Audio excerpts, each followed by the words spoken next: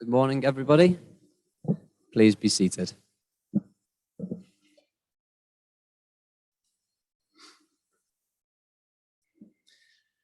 Welcome to worship this morning. For those of you that are here live in person, for those of you that might be on Zoom at the moment, and if you are watching us later on, either on YouTube today or another day. It's great to have everyone here. We have a bit of an unusual service this morning, or not unusual, a unique service, where our theme is based on a reflection and discussion on the future of the building. I just have a quick notice this morning to point out from our weekly notices. Forgive me, I'm just going to read out the notice just to kind of highlight it a little bit at the moment because there is a bit of a deadline for it. And the notice I'm just going to highlight is our Christmas boxes, which we're also doing this year for the Roma community. As a Methodist circuit, we've been supporting the Roma community in Liverpool, and we have an opportunity to provide some support and share God's love during Advent by providing some family boxes in much the same way we have for Operation Christmas Child.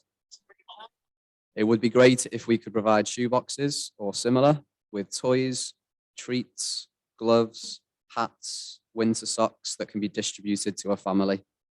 And we would be grateful if you could bring those boxes as gifts to church on the 12th of December as part of our all-age worship, which will be led by the Beatales and Reverend Paul Wilson. And after that, they will then be distributed to the families. And the only other thing I need to share with you this morning is a stationing statement for all churches to be read out this morning. Dear friends, I write on behalf of the Circuit Invitation Committee with a stationing update. As you know, we have been seeking a superintendent minister for the Liverpool South Circuit who will serve at Elmhall Drive Methodist Church and Princes Park Methodist Church. We were recently matched with a minister who visited the circuit on Saturday the 13th of November. I am grateful to all those who assisted with this and to the members of the Circuit Invitation Committee for their discernment. We were delighted to offer an invitation to Reverend David Goodwin, which he has accepted, and we look forward to welcoming him and his wife Kay. His appointment will commence in September 2022. Thank you for your prayers for everyone involved in this process. We are delighted with this match and we thank God for this positive outcome. Graham Martin, Senior Circuit Steward. Bit of news this morning for everyone to hear. I'll begin with an opening prayer. Let us pray.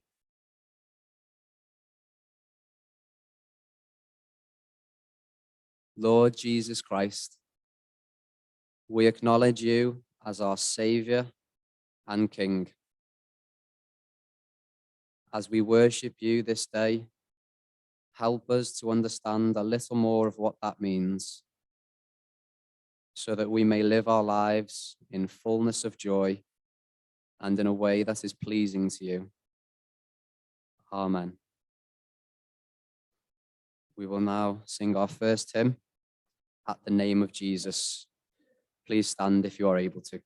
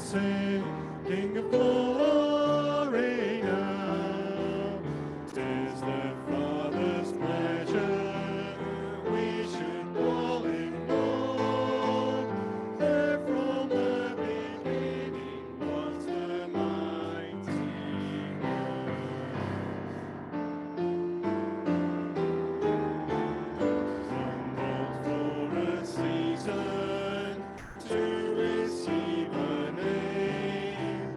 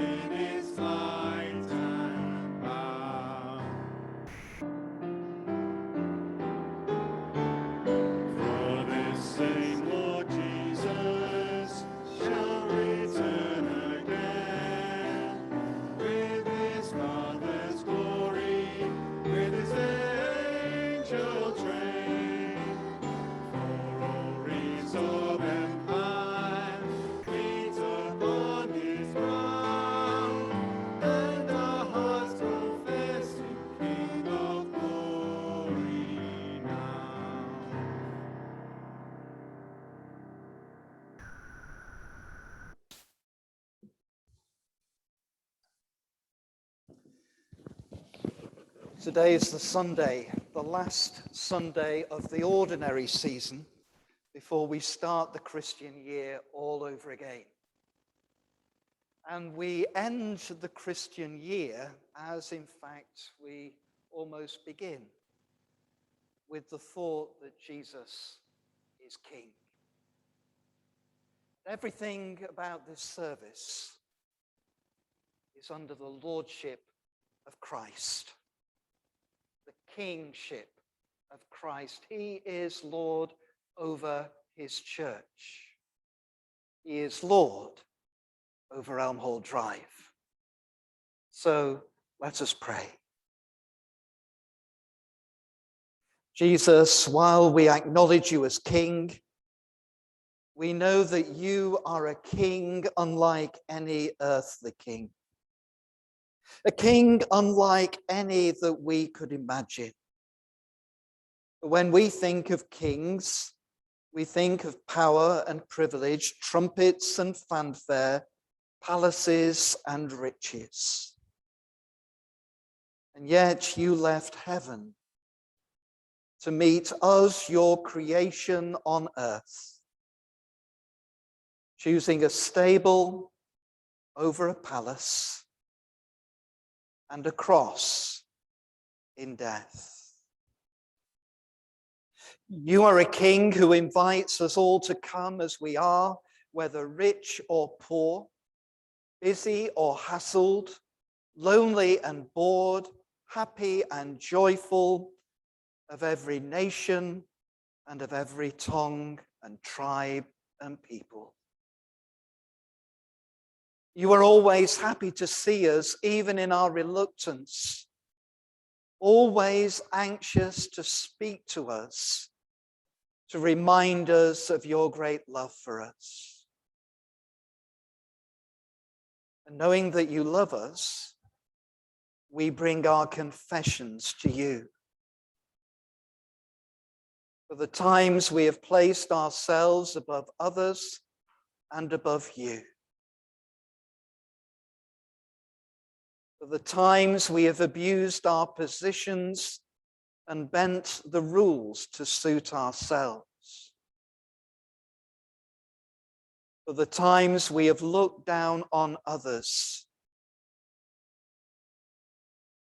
And for those times, we are truly sorry and ask for your forgiveness. Even during difficult times, God is with us, loving and forgiving us. So let us open our hearts, open our lives to receive that love and forgiveness now. In the name of Jesus Christ, who is Lord of Lords, King of Kings, Jesus, our Savior. Amen. We hear from Tash.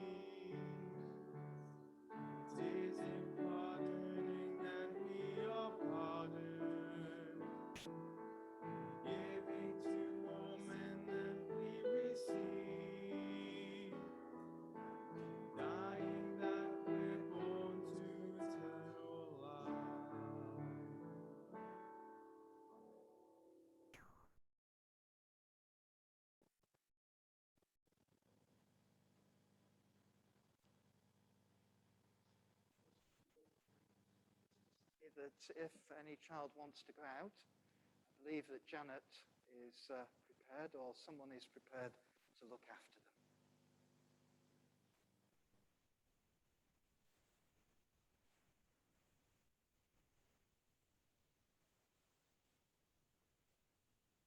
Our reading this morning is taken from Luke chapter 14, verses 25 through to 33. The cost of being a disciple. Large crowds were traveling with Jesus, and turning to them, he said, "If anyone comes to me and does not hate father and mother, wife and children, brothers and sisters, yes, even your own life, such a person cannot be my disciple. And whoever does not carry their cross and follow me cannot be my disciple. Suppose one of you wants to build a tower. Won't you first sit down and estimate the cost to see if you have enough money to complete it? For if you lay the foundation and are not able to finish it, everyone who sees it will ridicule you, saying, 'This person began to build and wasn't able to finish.' Or suppose a king is about to go to war against another king.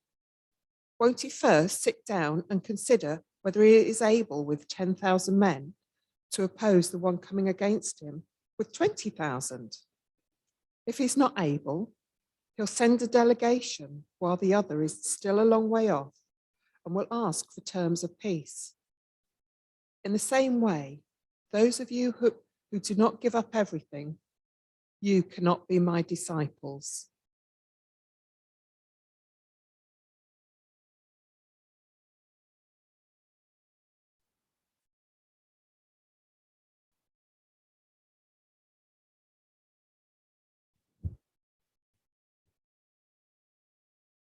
It's a rather funny experience to hear your successor named at the beginning of a service.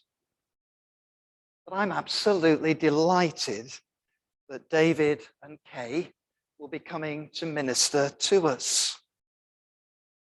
And then there's a sort of, well, why are we having a discussion about the future of the church when you're about to finish and they're about to come? And it would be so easy, as one minister said to me, just to let it go, let it go. That's not what being a Methodist minister is like. If you imagine the last few days of the Olympics, when there is a good chance that on the athletics field that we might win some medals. And I'm talking about the relay race. But how often do we drop the baton? And then we get disqualified. No, what the picture of a Methodist minister is, there is a section of the track between which the person following behind carries on carrying the baton, and the other person starts running, and you pass the baton into the hand. And that's the model of my ministry, always has been, whether it was in the post office as I went through the ranks there, or whether as a Methodist minister, you keep on running, you keep on doing the planning, you keep on serving God until you can hand the baton on to, in this case, to David. So we've entered a period which has been brought upon us about considering the future of the ministry and place of this church. Now, the gospel reading focuses the hearer on the cost of discipleship, and lots of what we're thinking about is about the cost of discipleship, the cost of serving as a Methodist minister, the cost of serving as a congregation, the cost of doing things in order to make things happen. Lots of people bear the cost. And this reading could have been read as part of a lectionary for the last Sunday of the ordinary year before you start the year of Advent Sunday next week. Because it's about a king. And the illustration there is of someone counting the cost of discipleship, counting the cost of wanting to build a tower. And you don't start building it without considering the cost, because if you only get halfway through, well, you'll look a little silly to the eyes of others. Now, that is so relevant for us, because the tower in that building, and indeed the wall behind you, is unsafe. And if you go from that part of the building all the way to the others, well, there are many areas that the conservation architect, many pages of the area of this building that need repair. And the cost far exceeds our reserves, not by the odd few pounds, but by hundreds of thousands of pounds.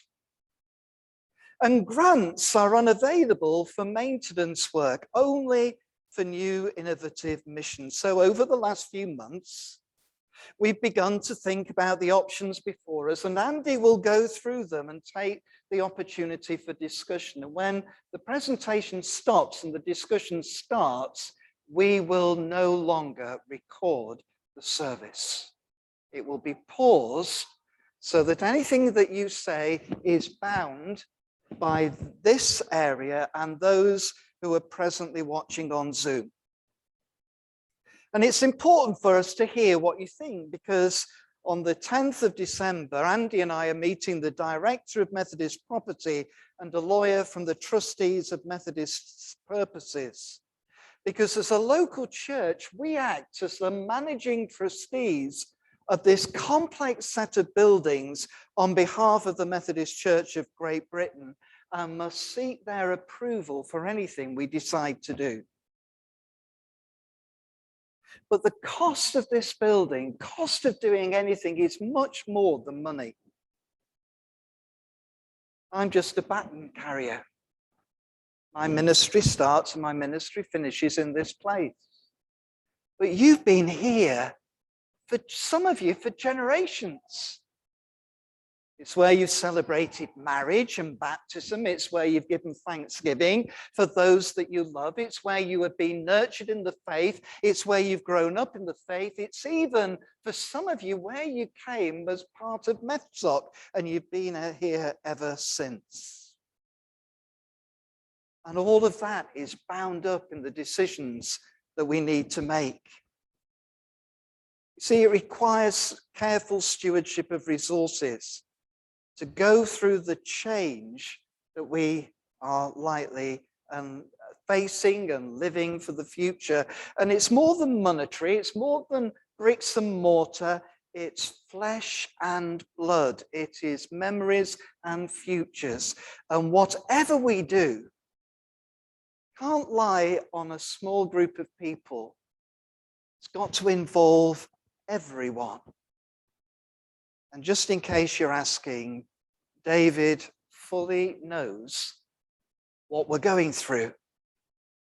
He's coming with his eyes wide open. And he's coming knowing that we face a new future, a new chapter. One option is whether we should still be on this plot of land. In the Bible, there are times and places where God gives a plot of land to a people. And they stay there and they may go elsewhere, but sometimes they come back and they redig the wells of the blessings that happened in this place. Now, we at Princess Park, I say we, I'm minister of both, we at Princess Park have decided to redig the wells of that church, to go back into our heritage, to go back into how we are called to serve in that area. And perhaps we need to explore, why was EHD planted here? Do we still have a calling here? Have other churches taken our ministry and handed on the baton to them? Are we willing to invest time, energy, resources, prayer, worship, and mission to continue to serve God in this place, on this land, in a building that we haven't got a clue what it might look like? And some of those questions have answers lying behind the options that Andy will present to us.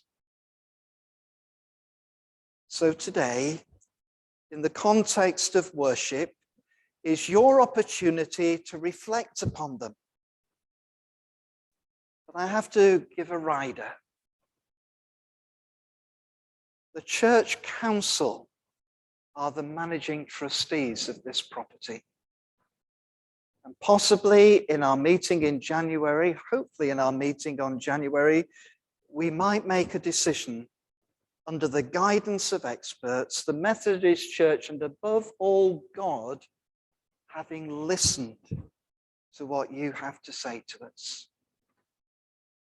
So there is just a reflection to begin.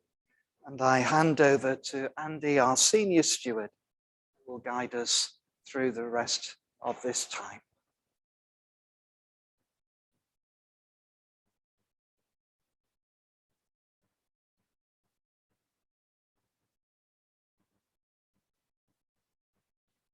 Morning, everyone. I think it's fair to say this has been quite an interesting time to be a senior steward. We are, in the next part of the service, going to focus on some options for our building and our church. We have to make some decisions.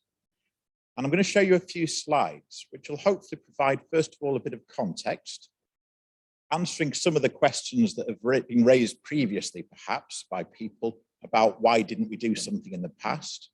I'd like to talk a little bit about the structural survey and some of the issues that we're facing. I'd like to feed back from the finance and property meeting, which met on Monday.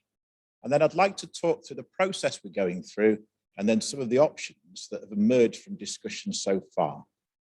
When we've finished that bit, I'd like us just have a few minutes where we can either reflect on those individually or chat with the people around us to reflect on what you've heard. For some of you, it may be new, for others, it won't be. Then, if you have any burning questions, I'll come round with a microphone and you can ask them. Or you may decide to wait till after the service and we'll go through for tea and coffee and we can have a chat then. Or I've even put a piece of paper and some pens at the end of the pews. You may decide you'd rather ask a question or make a comment on those. For the people who aren't here today, we'll give them an opportunity in future weeks or maybe to send their comments and views by email. But it's very important we get as many views as possible. And it's also important to recognise that we may not all share the same viewpoint. That has been an issue in the past. And I think we have to accept that. So the important thing for me as senior steward and the stewards team is to try and help and guide us through this process. And I'd like to say two things that are really positive. One is the fact that Paul is committed to helping us until he retires at Easter next year. He could be sitting there putting his feet up saying, well, it's up to you, but he isn't, as he's just explained. And he's right. When we met with the new minister last week, we did spend quite a bit of the hour we had together talking about the premises and the challenges that faced us. I'm hoping that our presentation may be working. If it isn't, I'm going to have to try and remember what we said. This isn't a formal presentation, really. It's just some notes really to guide us through our decision-making process. And it occurs to me that back in 1904, when the Grove Street Circuit met and thought, how do we try and provide a Methodist influence into the new houses that were being built by Penny Lane, they must have been through some decision-making. And they did, at the time, raise a huge amount of money through a bazaar at Great George's Hall to raise funds to buy the land to start this building process. The first part of our building was the hall, a bit behind me. That was built in 1904. And when the church outgrew that space, this sanctuary area was built in 1928. In my lifetime here, we have had a piece of building work, which was to build the new entrance. We have not stopped calling it the new entrance now, but that was quite a significant piece of work, which was to try and unify the way the building worked and make sure that people, when they came into here, knew they were actually part of a church premises. Back in 2013, we engaged John Wareham from an organisation whose name I've forgotten, but they were there to try and help us think about our mission and whether our building premises were fit for purpose. The previous minister, Caroline, led us through a process of thinking about, do we want the premises that we have at the moment, or should we try and sell elements of it and raise that money to invest in the other part? At that time, and I'm not going to go through all the notes that were made at church council meetings at the time, but we decided not to progress down that route. There was another project we looked at a few years later, which was driven by some comments from some of our younger people, which was talking about maybe converting this space in a project that was called Ascend, which would have included some rock climbing stuff. That requires a separate discussion, but I think rather than dwell on that at present, it's important to let you know that we didn't secure the funding to take that project forward. So we are where we are. And there's a wonderful picture showing which I think was the old Sunday school back in the early days of this church. Shall we move on to the next slide? So in April of this year, we had a structural survey done of the building, and that was something that Paul referred to. And what it identified were a number of issues. I ought to tell you that the tower isn't in danger of imminent collapse, as some people seem to have thought. Otherwise, we wouldn't be sitting in here. But there are some quite significant issues. The conservation architect explained to us the sandstone that had been used in this part of the building was, I can't remember the exact word he used, but it was susceptible to weathering and erosion. And the same sandstone has been used in other church buildings around the northwest. So there are bits of sandstone that are flaking off. There are some of our windows that aren't safe. We need to do some work. And the conservation architect spent quite a bit of time with the structural surveyor looking at some of the issues. In fact, I have some of the reports which are on a table over there for people to have a look at. I have to say that the cost of repairing some of those issues is something that's rather unknown to us at the moment, and it would remain unknown until we went out to tender. But we're thinking it's likely to be in excess of £250,000. That's pretty significant. Doesn't mean we have to do every piece of work, but to make it safe, that's the order of magnitude of cost. So it is significant. Should we move on to the next slide? Because the other issue that faces us, particularly members of the Finance and Property Committee, is the fact that water has a habit of getting into our building. And it has done for many years. We still have the original slate roof here. We have a massively complex roofing system with channels and gullies, and the aerial pictures are worth having a look at to realize how difficult it is. And we had a big piece of work in the hall not many years ago, which was in response to a bit of our ceiling falling down. Considering our building is extremely well used, that was a real health and safety issue. So we invested quite a bit of money sorting out a particular problem which had led to that ceiling collapsing. The ceiling has been replaced in there, but we still have the issue of water getting in. And as you go through to the hall for tea and coffee, which I hope you will after the service, you will see some staining on the walls in all four corners where water has found a different way of getting in. And part of the issue for us is the rainwater system was built at a certain period in time. Things have moved on a little bit. And as probably as a response to climate change, we're now getting heavier rainfalls over a shorter period of time, and our rainwater system can't cope. So as well as the structural work that has been identified, we always will have a challenge of water ingress if we decide to stay in our building, unless we do something very radical. Shall we move on? So where are we at the moment? Well, the Joint Church Council and Finance and Property Committee agreed that we had to make a decision on a way forward. If we make a decision to stay in the premises, then we need to work out how we're going to deal with some of those issues.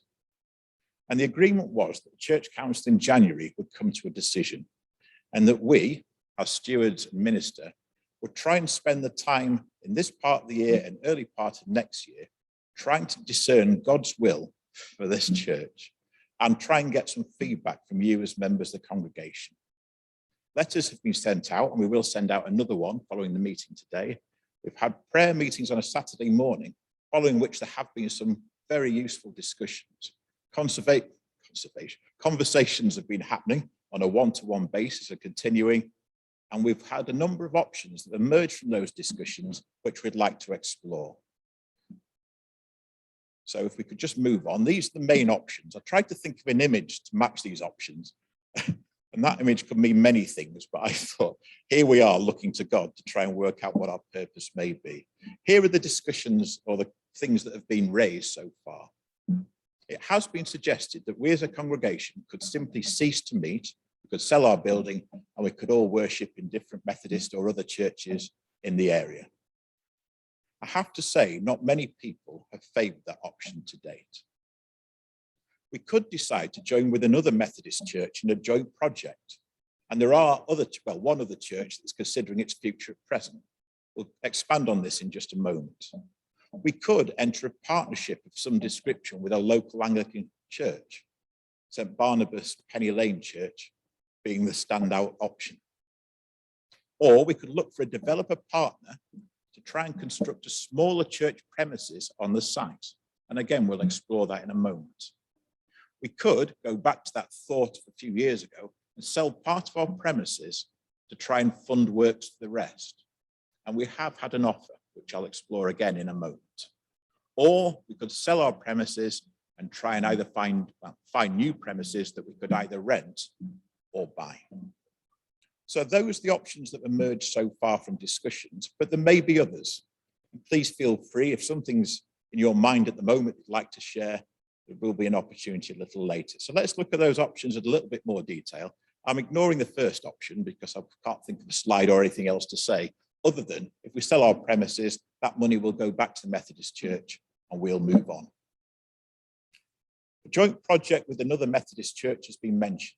And I have to tell you that Garston Park, one of the churches in South Liverpool, has been thinking along the same lines as us of redeveloping his premises. There have been discussions at ministerial level and with their church council, exploring whether there's an appetite amongst Garston Park for us working together. We could decide to sell one site and develop the other. So far, I think it's fair to say Garston Park haven't been particularly receptive of that idea and have their own ideas of how they like to progress, which is really selling part of their site, which is the old school, and investing into the church. They've stopped using their school building, they're using the church at the moment, they're quite comfortable with that. But that door isn't closed. I'm just reflecting some of the comments that we've had so far. The next main option, joint initiative with a nearby Anglican church. By that, I do mean Penny Lane, St. Barnabas. Paul has been in discussions with their team there. And for those folks who perhaps aren't aware, St. Barnabas have had a Holy Trinity Brompton plant. which means they've had a lot of investment and a lot of people have come into the area to grow that church congregation. I think Paul shared with us at leadership meeting that their staff currently exceed the staff that we have in the Methodist circuit. So it's a significant investment, and they're looking to grow. There's a picture that I've taken from their website. There's also an aerial photograph which shows just how close our two premises are. We could argue there's a strong case for a joint initiative with St Barnabas of some description. Their PCC are going to consider a possible joint options or how we may work together in the future, but they haven't done so far yet. So it'd be good perhaps not to share this discussion much widely than within ourselves at present. Of course, if we decide to invest and go through one of the other options, there is still a possibility of a partnership with St Barnabas or Penny Lane Church. We move on to the next option. We could decide to engage with a developer partner, and we offer them the site and we say to them, how do you make some value from the site, but build for us some church premises? And that's an option we'd like to explore with a Methodist Property Office to see what precedent has been set if this has been done before. I'm sharing a picture of the church that I actually grew up in, which doesn't look anything like it did when I was smaller, because a house builder acquired some of the land and in lieu of the payment, reduced the size of the church to something that was more manageable. We used to have the worship area that sat above the hall, but then it became a single-story premises, which has served that church really well in the years after that. There could be something similar that we engage in, which will give us a church premises on this site looking different from the church that we have at the moment. Commercially, it may not work, and there will be legal and procurement issues we'd have to work through, but it is an option. And the next option is that we could sell some of the premises. I mentioned before, there has been an offer from one of our users to buy the hall, or we could decide that we actually went out to the market on part of the space, sell that off and use the money to reinvest in the rest of the space. But I have to say, going back to the issues about structural safety of the sandstone and water ingress, those issues are considerable. So that's an issue we could explore. But those two options would give us a presence here on Elmhall Drive. And finally, our other option, should we hire or buy somewhere else? I just use the example of us worshipping at home as an example of a space that we rent from time to time for worship. We could decide to do something similar. Could we find a space that will allow us to fulfill our mission? We do accept there are a number of things that are important to us, as well as a space for worship. We do have some things here that we really value. We value Little Fishes, we value Luncheon Club, lots of other things.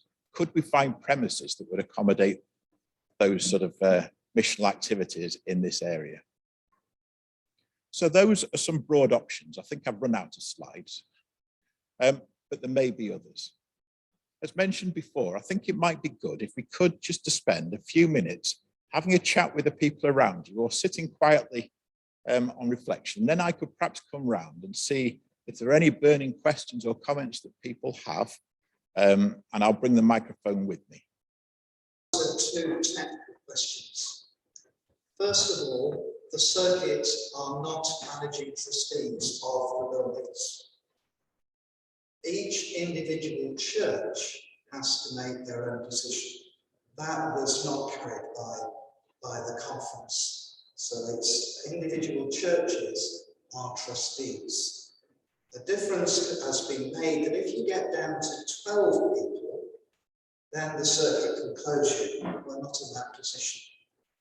So with the situation in Princes Park, the church, now supported by the circuit and the district, will explore their ministry and redigging very important wells. It's interesting that many of the black churches in Liverpool were grounded and provided hospitality at Princes Park. And I have asked them to come back and help us as we move forward there. So there has always been this myth and memory of closing all the churches and creating one. That the circuit does not have the power to instigate. So you just need to be mindful of that. It's the local churches, which is why that memory never became actual fruition, because you can't do it. What the circuit does is, if this building was to be sold and you had all dispersed elsewhere, the circuit then has the money. And as we have been doing with Childwall Valley, we have spent that money on mission. And the mission at Trinity and the mission at Portea has expanded as a result of us using the money to employ Clement, for instance, and in order to employ a youth worker. So that is the way that money can then be released to fund other projects around the circuit. Now, I just feed that in so there isn't a myth that the circuit can actually say, we're going to close all the 9 churches in this area and have one. You can't.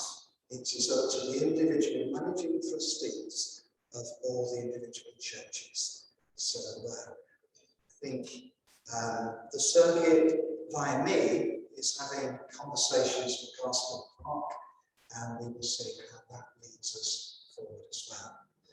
But there is a lot going on behind the scenes, and we will feed it back to you as we are able. But in answer to Frida, we have decided as a circuit not to leave, or as a church at Princess Park, not to leave the city. There would have been no churches other than the Bread Church in the city of Gosford Park that closed.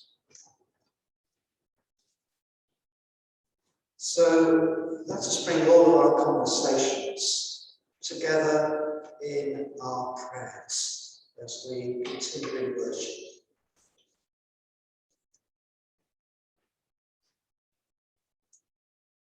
Father God, as we have thought about kings, we think of those who rule and have power and influence.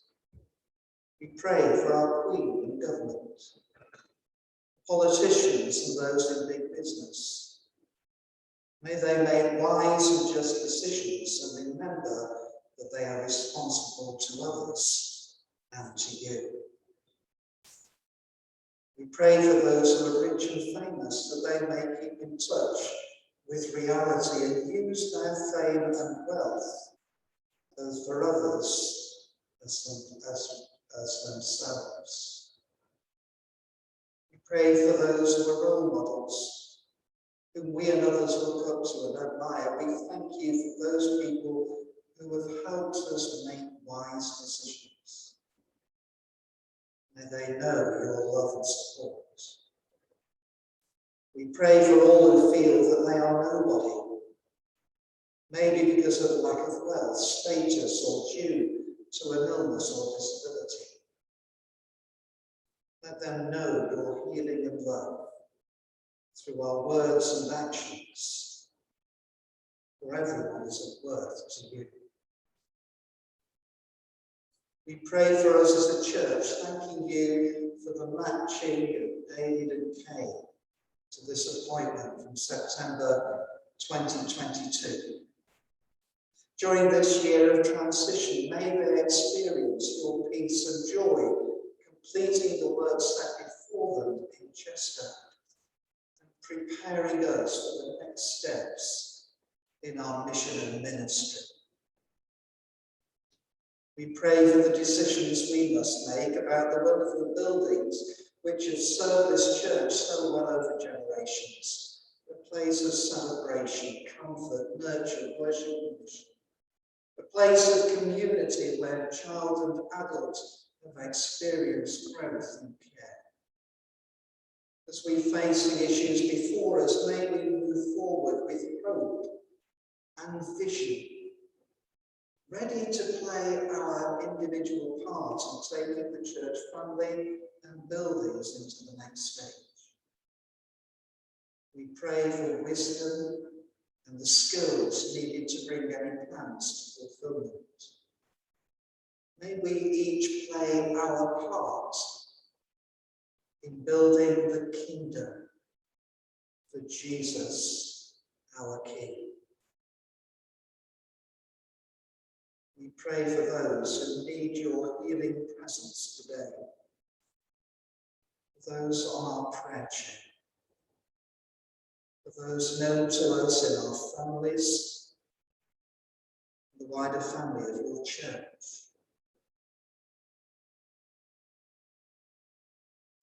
Be with all who care within our National Health Services and care for us at this difficult time. Comfort those who are grieving the loss of loved ones. Holy Spirit, you are our comforter, draw near and bring the healing touch of Jesus into people's lives. We pray for ourselves, for we too will be special to others, and we're special to God. We pray that we may live up to the best that we are able with your help, depending on your grace and strength day by day. We bring these our prayers in the name of Jesus. Amen. Let's join together in the traditional form of the Lord's Prayer. Our Father, who art in heaven, hallowed be thy name. Thy kingdom come, thy will be done on earth as it is in heaven. Give us this day our daily bread, and forgive us our trespasses, as we forgive those who trespass against us. And lead us not into temptation, but deliver us from evil. For thine is the kingdom, the power, and the glory, forever and ever. Amen. The cost of discipleship is that we hand over our lives completely to God. And so we make that our prayer as we sing, All I Want Held Dear.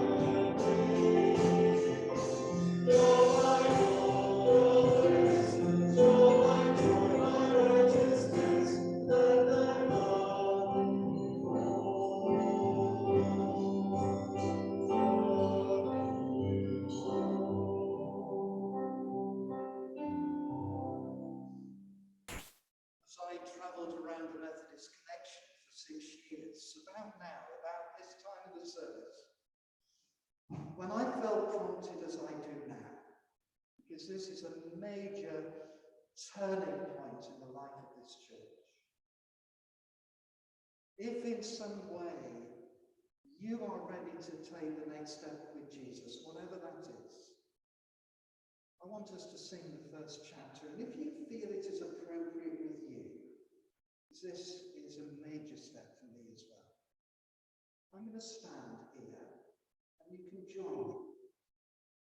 And then I will pray a blessing over you. I can't lay hands on you because I can't. But I'll pray a blessing over you and upon us all. So we'll sing that first verse again. And equally, there was once a time when I was actually playing for a packed church. When God said to me, I want you in the Methodist ministry. And I left the piano, and I left a congregation of about 300 singing without any music. So please don't feel that just because she is serving us in a particular way, at some point you can't, as it were, publicly make a decision that you're willing to take the next step with Jesus.